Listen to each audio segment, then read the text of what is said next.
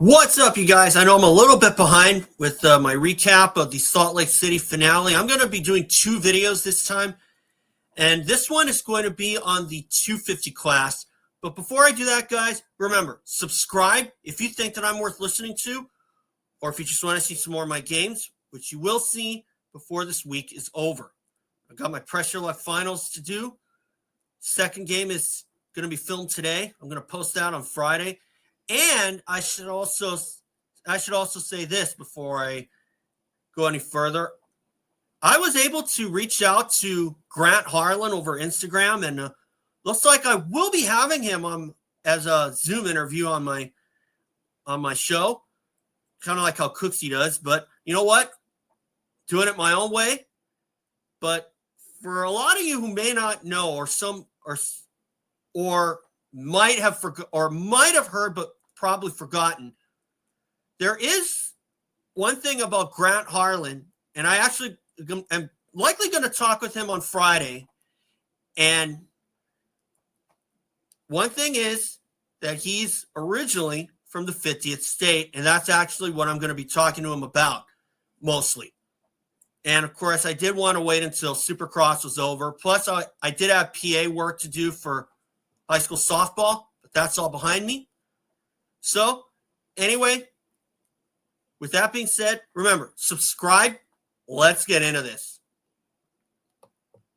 There's my 250 banner. Haiden Deegan wins final race. Tom Vialle wins the East title. RJ did not learn his lesson. And I say that because of that move that he put on Seth Hammaker, which was so ill-advised. And I have to say, when I saw that, I was saying to myself, you can't blame RJ Hampshire for going for the pass on Seth Hammaker, because obviously the title was on the line. And I think in terms of the tiebreaker, the nod would have still gone to Seth Hammaker, because I believe he had 2 wins. RJ Hampshire had only 1 Daytona. Okay. So my take on that is just that RJ didn't learn his lesson. And you think for someone with a former championship, with a championship on his mantle, because RJ won the West Coast last year, that he wouldn't be taking shots like that. But sometimes, obviously you're never put in that position too often. And when you are, you end up making a decision you probably shouldn't have. And that's what happened to RJ Hampshire. He did something that was so ill-advised. And am I heated up by that? No, it was racing. And if that were me in that position, Hampshire almost played it perfectly, but if he had turned down a little bit tighter, he probably would have made the pass on Seth Hammaker. And I have to say, after the race, Tom Vialle won that race thanks to some luck. And I'll tell you what, that kind of move that RJ did on Seth Hammaker, that took me back to Houston 96 when Ryan Hughes went for the pass on Jeff Emig, and they both ended up going down, and Hughes was able to make it back to the podium for 3rd, and I believe Emig ended up 4th or 5th, somewhere around there. But that kind of made me think of that particular race. If you were thinking of other kind of races from back in the day like I was, yeah, that might give you some flashbacks. But hey, if you immediately thought of Houston 96, then hey, good on you. I give you a round of applause. So the difference there was that Hughes and Emig were under the same team. Hampshire, Seth Hammaker, they were not. So I could see the logic there as opposed to Haiden Deegan and Cole Davies. And like I said back then, I wasn't really too fired up, but I still felt that Cole Davies got something he did not deserve. And I will address this. I didn't put this on my banner yet because I didn't know how to word it, but I will address that in a little bit. But I thought I'd get the proverbial elephant out of the room with the pass from RJ Hampshire on Seth Hammaker. And as a result, Tom Vialle went by both of them. They both got going quickly. Hammaker made one last charge at him, but it was just too little too late. And good on Tom Vialle, because I actually picked him to win the championship, I believe, at the start of the season. Yeah, I actually did pick him as the returning champ. But if he didn't win it, I probably would have gone with Hampshire. But Seth Hammaker should not have any reason to hang his head. I mean, yeah, the title got away from him, so I could see why he would. But at the same time, Seth Hammaker proved that he came into his own. And I'm already calling Seth Hammaker as one of the divisional champs for 2026. Okay? I've already got him picked for a championship for next year. So Seth, I think it did really, really well. I'm just sorry it ended the way that it did for you. But you really surprised a lot of people. And to see him kind of handle that the way that he did, that was totally professional. Probably just as professional as Cole Davies handling that pass on Haiden Deegan at Denver that resulted in Davies being pushed over the turn. Now on the subject, Haiden Deegan walked away with the shootout, and that's likely his last ride on the 250 in Supercross. And I think that personally, if I'm Deegan right now, I would probably try and defend that title, and then go 450s and outdoors. Okay? Just do the same thing Jet Lawrence did. Try to defend that title, or go for all three or go for both divisional titles. Go for an East title, and then move up. That's the way I see it. But you know what? Whatever Deegan does, that's on him. It's his life. So now, on to the other one. I have a few things to say about this. Cole Davies. Oh, man. What a total bummer. But at the same time, Cole Davies did one of the biggest no-nos on a Supercross track of all time.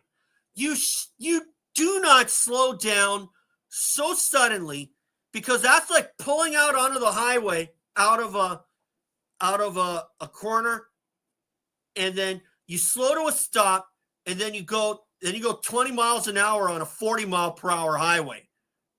You go 20 miles per hour when the speed limit is 40. That's the way I see it. And that's what Cole Davies did. You do not slow down so suddenly on the track and either get off the track or just move to where the racing line is nuts. And that's what Cole Davies did not do. And as a result, Jordan Smith had nowhere to go.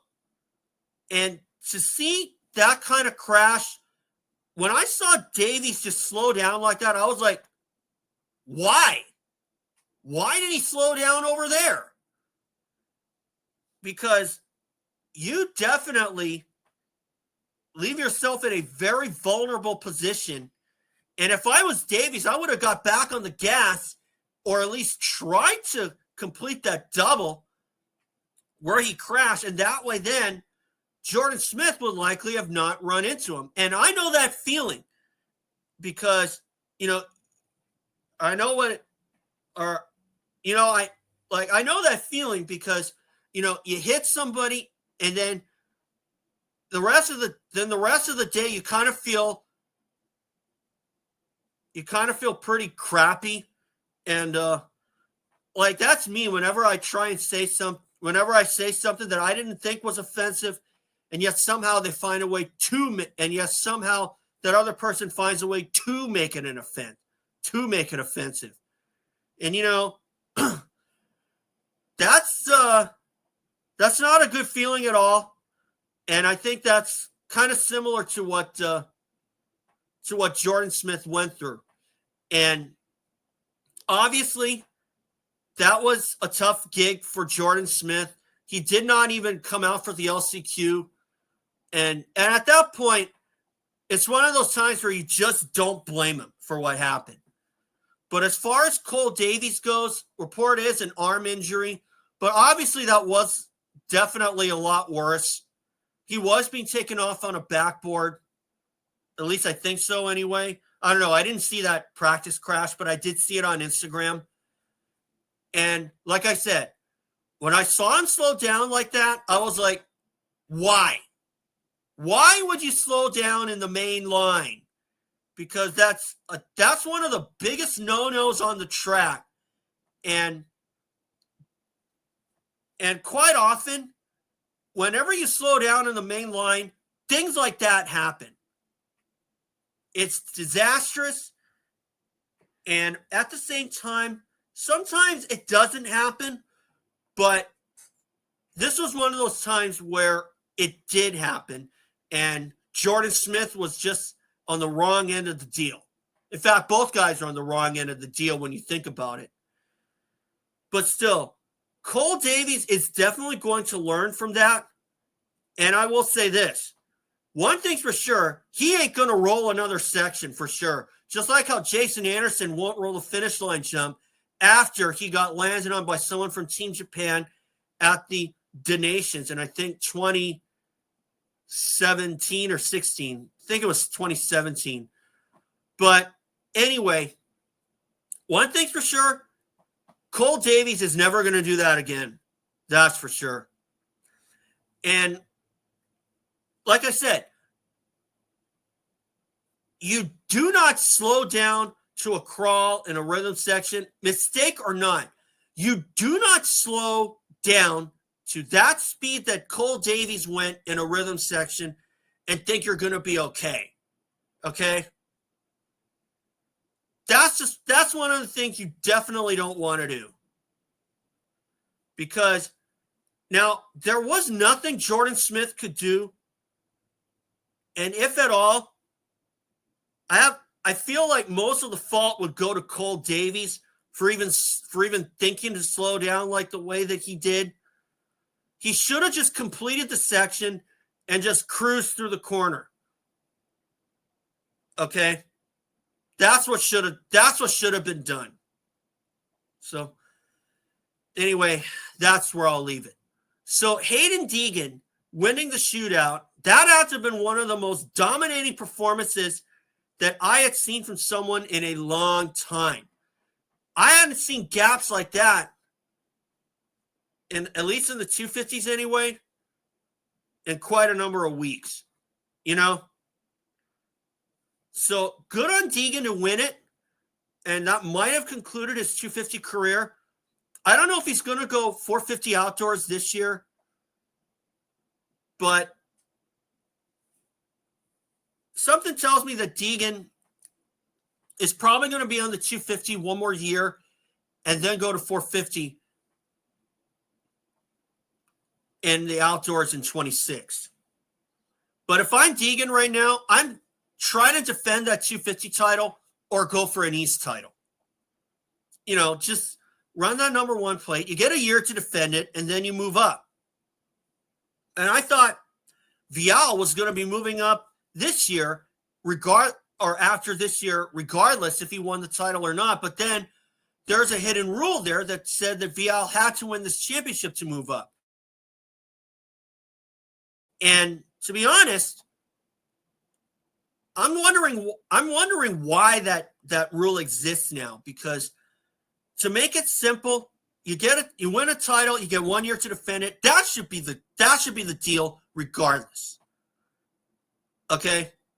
Otherwise, you're making a living in the 250 class, which I think is kind of dumb, and make it an entry-level class again. And that's what the AMA should do. Make it an entry-level class again. Go by points. Either keep the rule in, but also score over 100, 150 points in 3 seasons, period. Doesn't have to be consecutive. Okay? So congrats to Deegan. While he may have lost or earned some fans with that controversial move at Denver. He definitely cemented his authority that he's ready for the 450 class. And we'll see how that goes. Is Tom Vialle ready? I don't know. He probably is, but he is kind of moving up at about the right age. But of course, in MXGP, they go by age and not go by points, which I think the AMA should do as well. But, you know, there are a lot of older people who do like to go back to the 250s. I can think of Ryan Clark doing that in the late 2000s and early 2010s. I mean, I can remember when guys are making comebacks in the 125 class at the time, like Talon Volan, Mike Brown,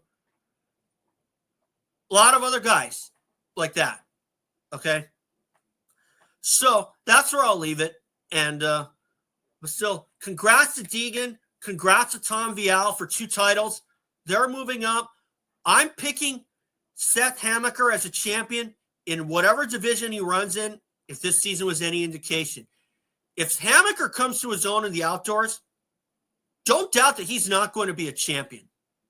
If he wins the title this summer, good on him.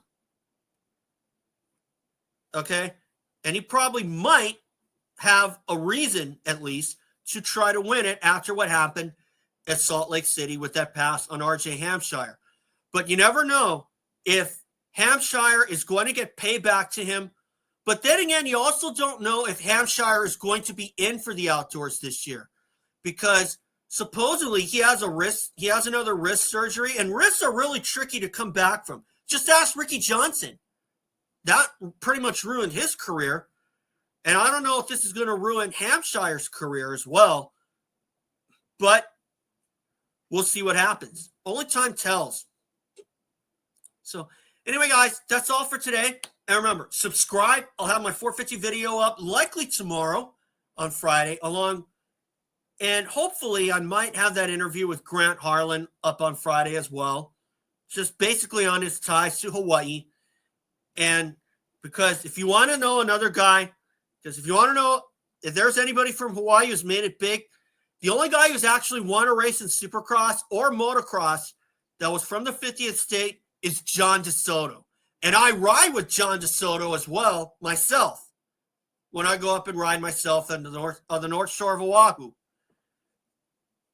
Okay? So that's just a little prelude to the interview that I'm hoping to get.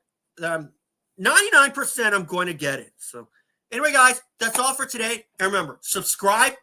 See you all for my 450 video, likely on Friday.